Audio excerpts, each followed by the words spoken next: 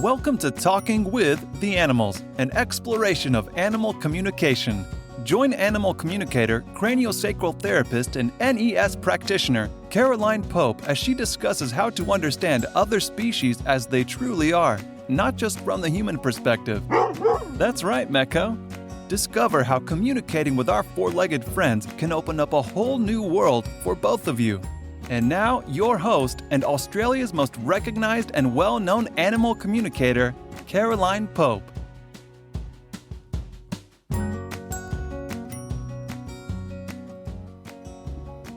Hello and welcome to another episode of Talking with the Animals. I'm your host, Caroline Pope. Thank you for joining me. Now, today I'm very happy to welcome to the podcast Amanda Porter. Now, Amanda is the trainer that many of you have been asking about from my previous Equine Pandemic podcast. So I decided to get her on and to have a bit of a chat. So welcome to Amanda Porter. Thanks for having me, Caroline. I'm very happy to be here.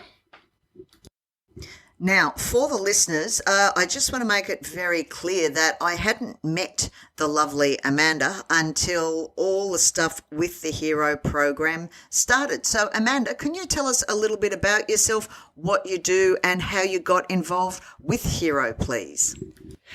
Thanks, Caroline. Yes, well, I was involved with Hero since June of last year, being 2021. They approached me for being a retrainer after I was recommended from Racing Victoria for being a retrainer for them.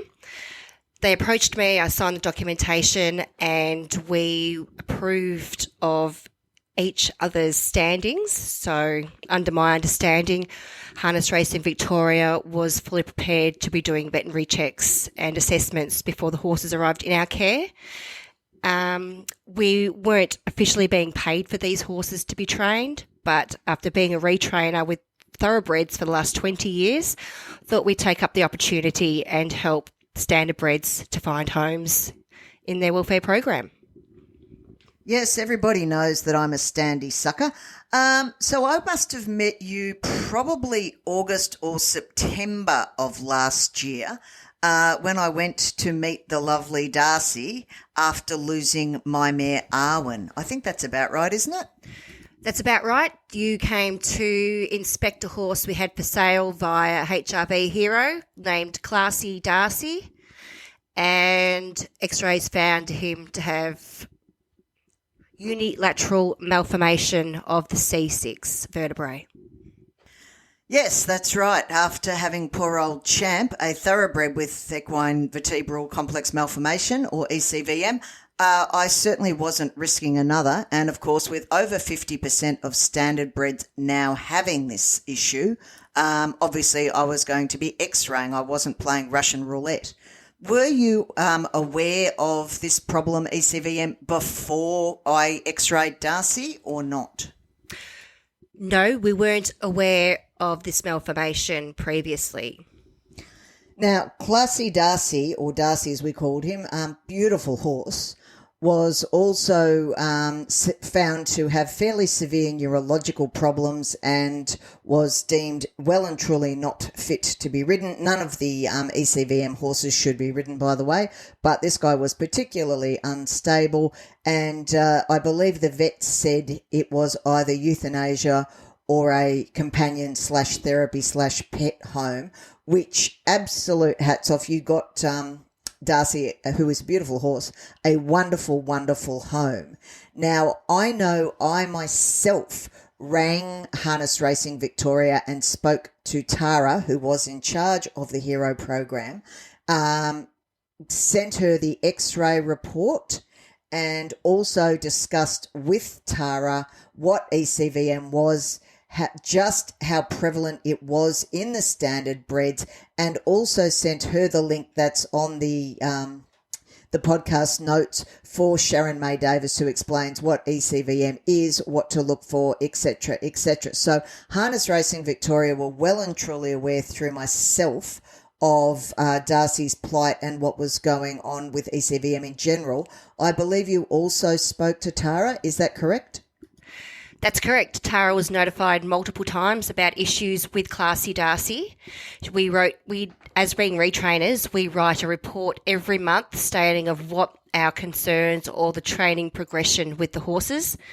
Classy Darcy was noted every time that he was severely tripping under saddle to the point where he would be almost falling over and considered it very dangerous. We only did 2 rides on this horse and we decided to retire him from riding at that point until Caroline came and got her x-rays done in preparation of purchasing the horse. So Tara was notified. She actually suggested to arrange a body worker out to massage the horse, and I felt that was a little bit of a cop-out, to be honest.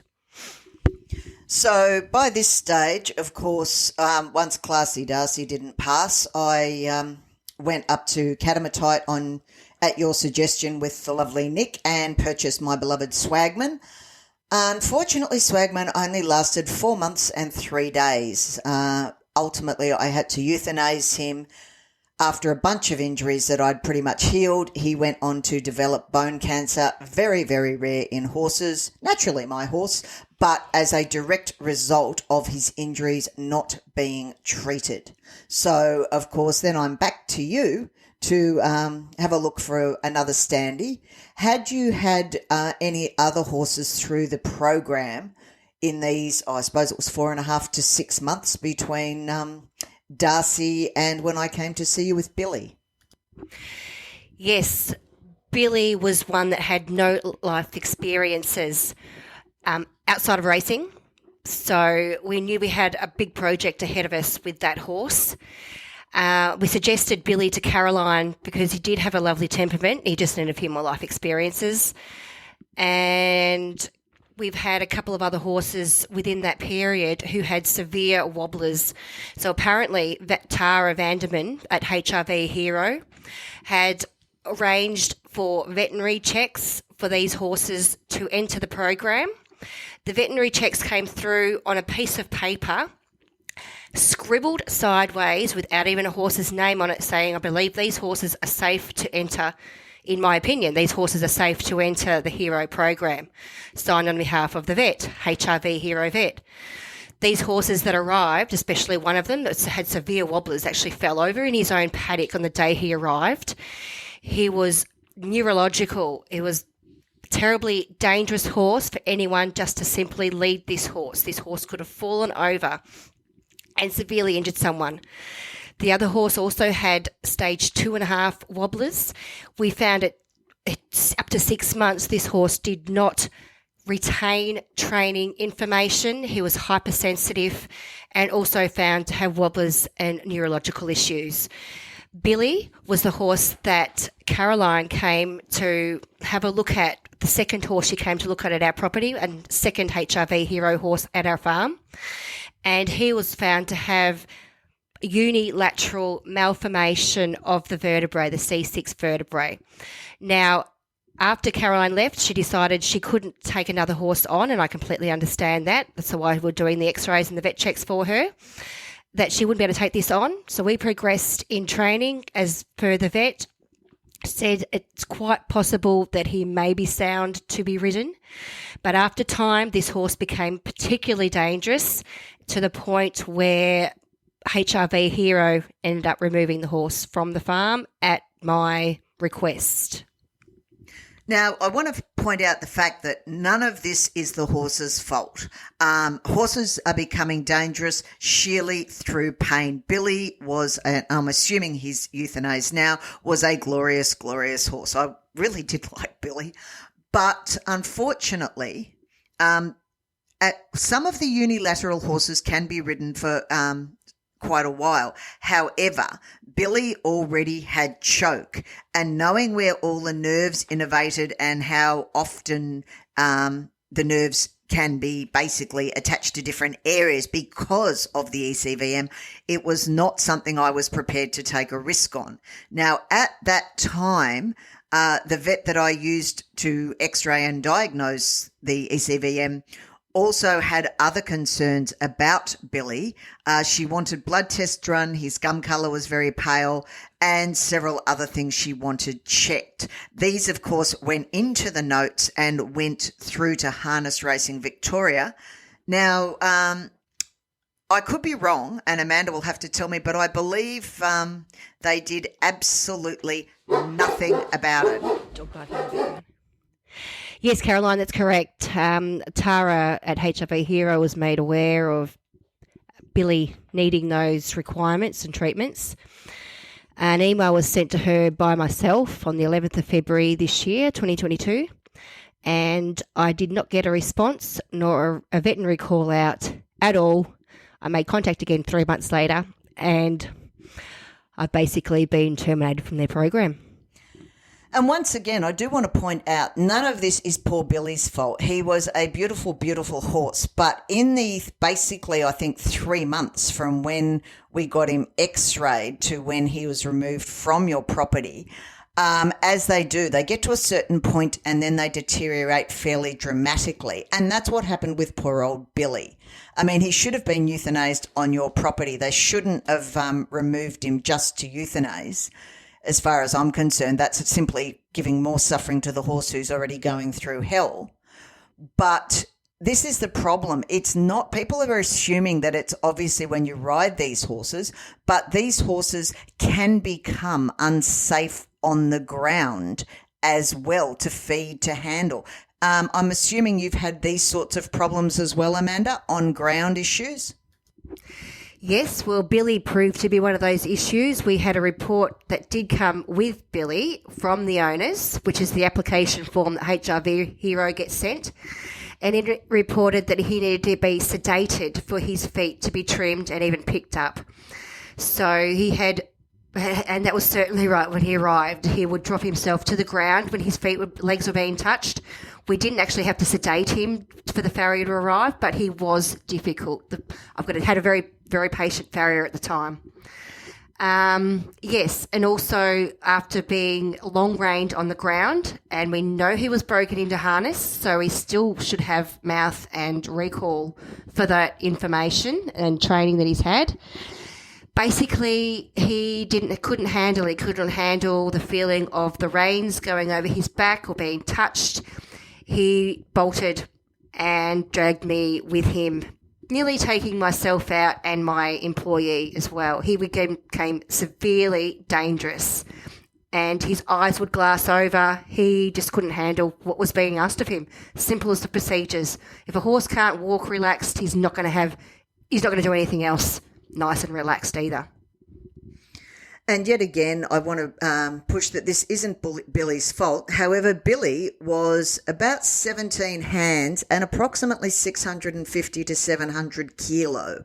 So as you can imagine, when Billy couldn't cope, that's an awful lot of horse that can't cope.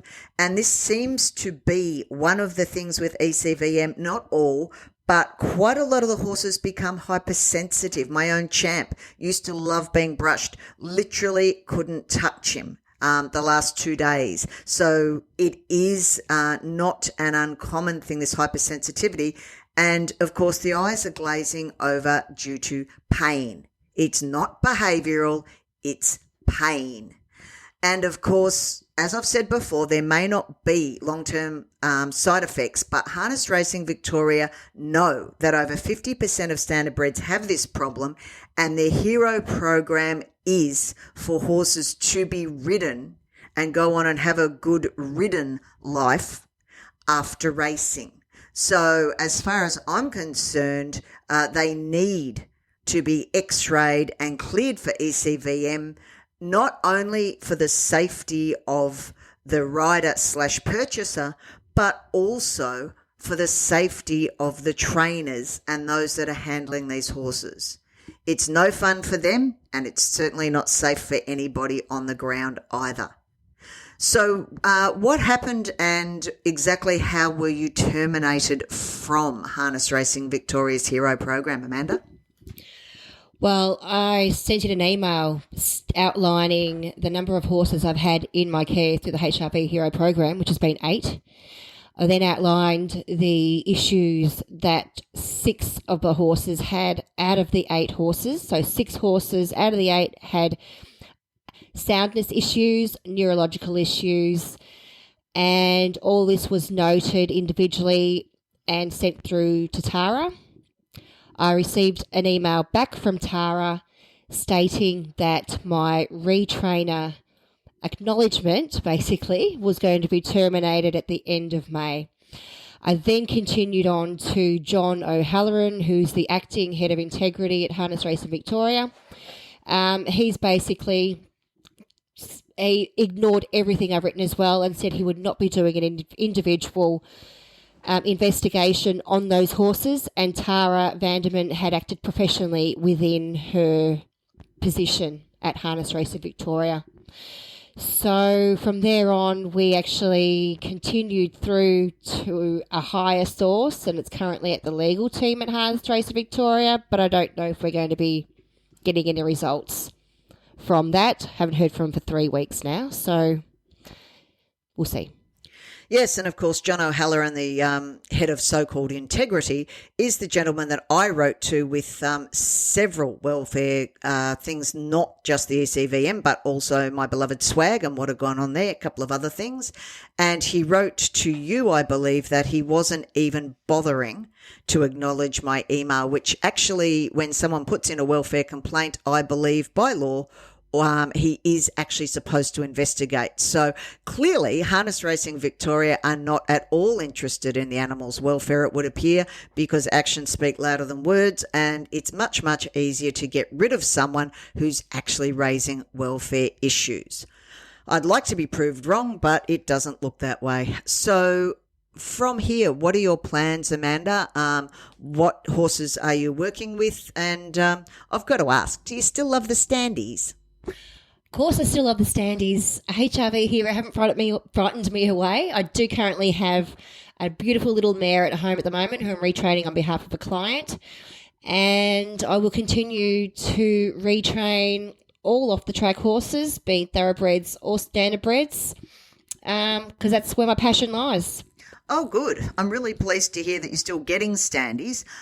So I'm assuming from that's from the way you spoke, trainers, other trainers that aren't associated with the Hero program that are giving you their horses straight from the track or / retirement? That's right, yes. We've got owners and standardbred trainers sending their horses directly to us. They don't have confidence in the Hero program. They're frightened away from the people inside the office, basically. Official words are that they basically don't know what they're doing at HRV Hero. So they're trying to avoid them as much as they can, and they don't want to be associated with Harness Racing Victoria's Hero program whatsoever. Oh, I'm really glad to hear that the old standees and anyone that's considering a horse, please do consider a standardbred. As far as I'm concerned, you cannot beat a standee for temperament from a totally unbiased point of view, as most of you know about my guy Dakota, aka Magical Pony.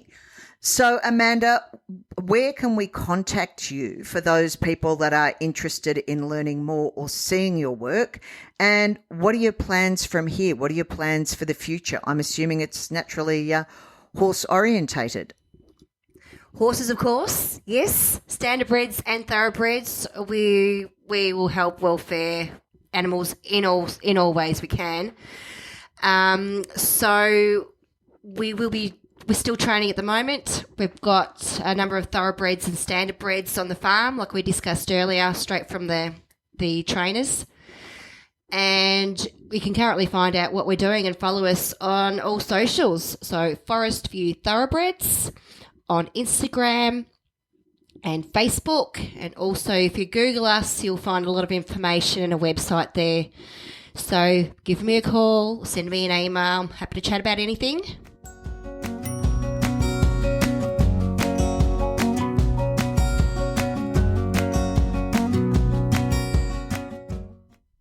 Thank you for listening to this episode of Talking with the Animals. As always, don't forget to like, subscribe. If you've got any questions or any queries, drop me a line. A huge thank you to the lovely Amanda Porter for today.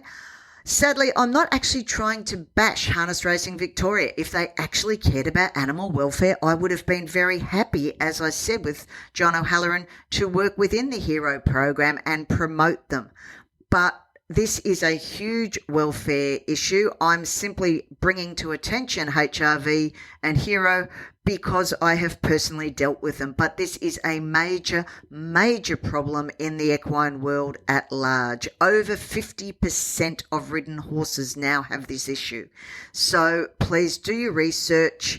I'll put again in the show notes this time the same YouTube link to Sharon May Davis's explanation. Sharon has been doing work on this since the 90s, I believe. Also recommends the vet Dr. Christine G, who does the x-rays in Melbourne. So if you're worried about your horse having ECVM, it is easy enough to rule it out. As always, stay safe and remember, when you can, until next week, talk with the animals. Thank you for listening to Talking with the Animals.